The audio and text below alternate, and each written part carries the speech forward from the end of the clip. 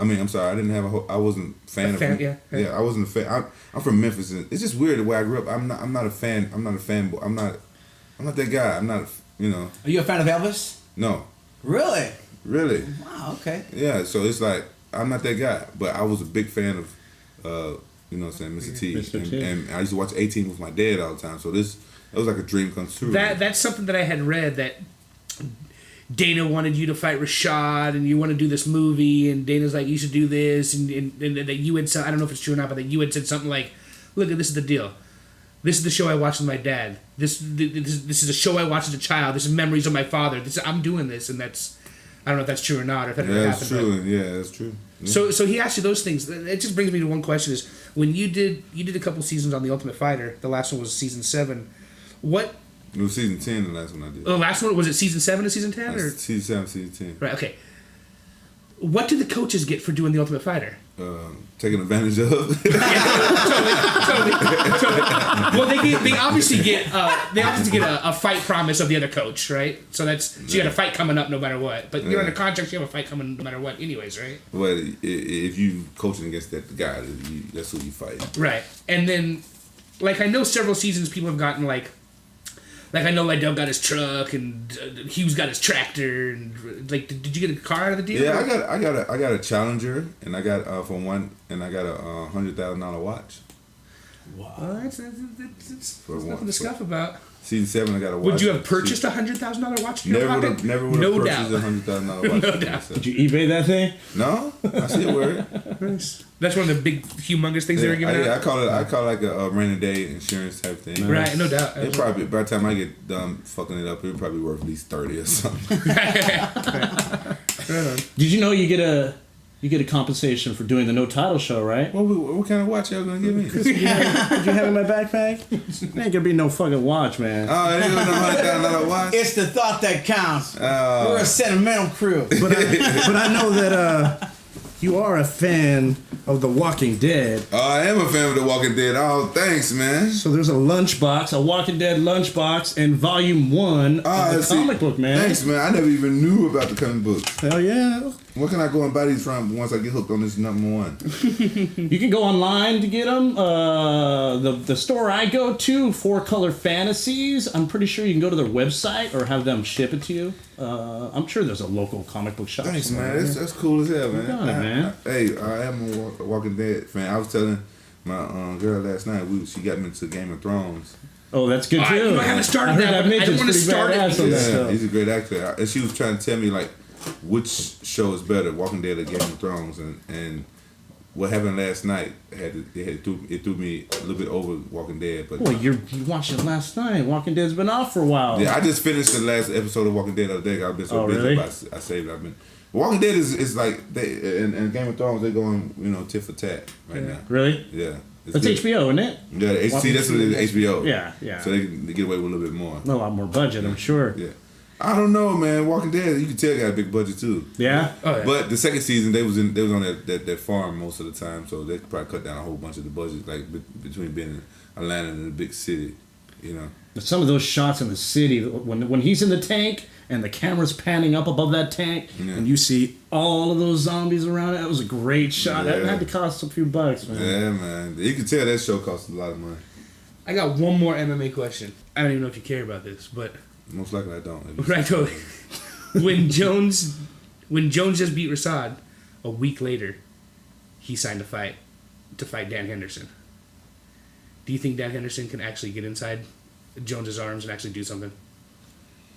I don't know. One thing about Jones is that kid is so good at using his reach.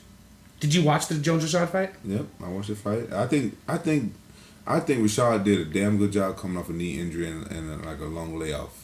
A lot of people forget that. Like, I think John Jones looked crap in that fight. Really? Yeah, because he couldn't even put a guy away who just come off. You know what I'm saying? Not many people make it 25 minutes with that guy. Yeah. I remember seeing Machida, who's unhittable, couldn't do it. He's right into the locker room and he's getting iced up, and Jones like he takes some damage, and it looks like it takes a toll on him when Oh, you fought him, didn't you? And you were like, all right, I'm out of here. You know, I'm gonna be at the after party. Yeah, all I had to get stitched up. And he went straight to the locker room, and it looked like he was tore Well, if up. you look at Jones, like, He's there's no meat there, dude. Yeah, he's boned. Like his legs, like his thigh might be the size of my calf. Yeah. I mean, he's nothing. So he probably get bone bruises. Yeah, he throw knees and he throws elbows. They're gonna swell immediately. Yeah. I mean, what he was doing with the shot, I just put his hands out and throwing elbows like faster than my jab was just. It was crazy, but yeah, he's Jones is one of the best fighters out there right now, right? But Dan Henderson, he unleashed that right hand. Yeah, if Dan Henderson can get in, but see the thing, what y'all don't see about John Jones is like a real dirty fighter too. He you know what I'm saying? He know how to use his reach, and he'll keep Dan away with his fingers in his eyes like that. And the referee don't call it. He'll kick his knee backwards. Like, I think this should be illegal. I thought it was illegal, but the referee don't call it. So he's really good at I think it is illegal. I think major refs would say they don't want hands coming out extended. They want a fist, you know. But it does all the time. Koscheck's real dirty for it. Koscheck's real. Yeah. He's. Koscheck's dirty, and Koscheck can say you plucked him in the face. Yeah. So let me just tie in a little bit to how we met. I remember being in a random free-for-all room playing Black Ops and talking to a couple random gamers about MMA, and we brought up Fedor Emelianenko, and I was trying to say that he was ducking a lot of opportunities to take his career to the next level, and they just kept him fighting like sheep's being led to slaughter. And that's when my friend Rampage here set me straight on the politics behind it. You want to give a little insight? I remember that. Like, yeah, people don't know. People like see the fans don't know.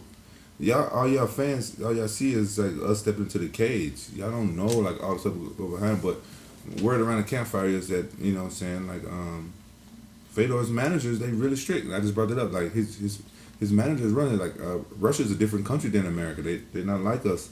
And his manager like tells him who he fights and stuff like that. My manager, he asked me, you know what I'm saying, he said UFC wants you to fight so and so. I'm like, okay. And then Fedor's manager, from what it's still like it's rumor, like from what his manager said, like, no, we don't want you to fight in the UFC because they wanted to team up with the UFC in Russia. They want to own the rights to UFC in Russia. And that's why Fedor didn't go to the UFC.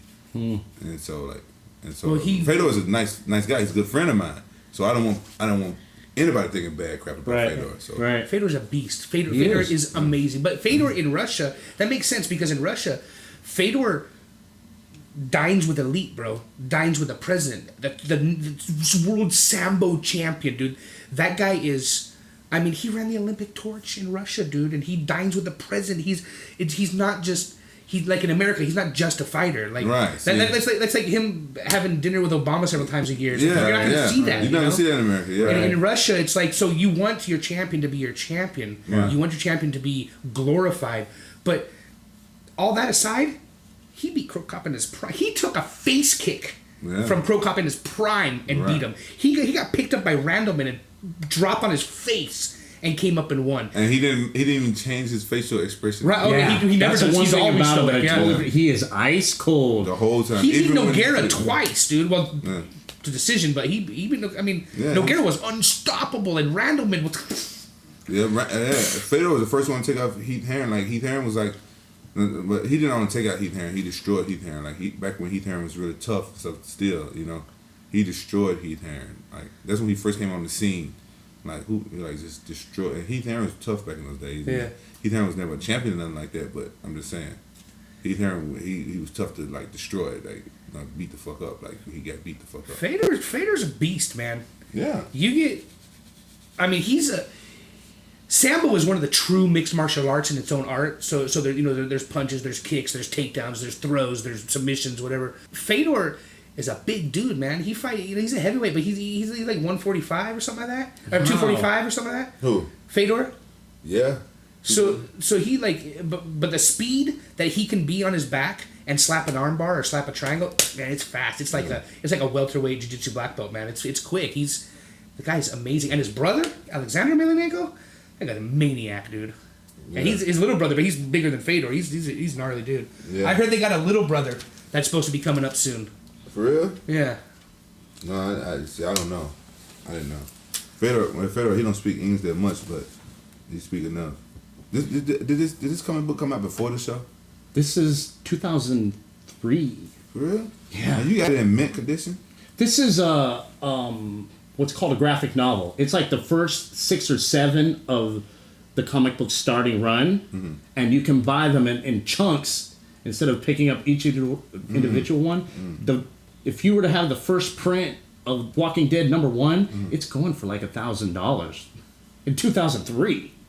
That's when it came out. That's crazy. Because that's how popular the comic book went, and then they knew they had to make it to a show because the story is that good, and you're going to catch a little bit of insight of what happens, what to expect in the future from the comic book, and the TV show takes its own way too. But you have Robert Kirkman, who's the writer, doing the comic book and the TV show. Oh, that's why.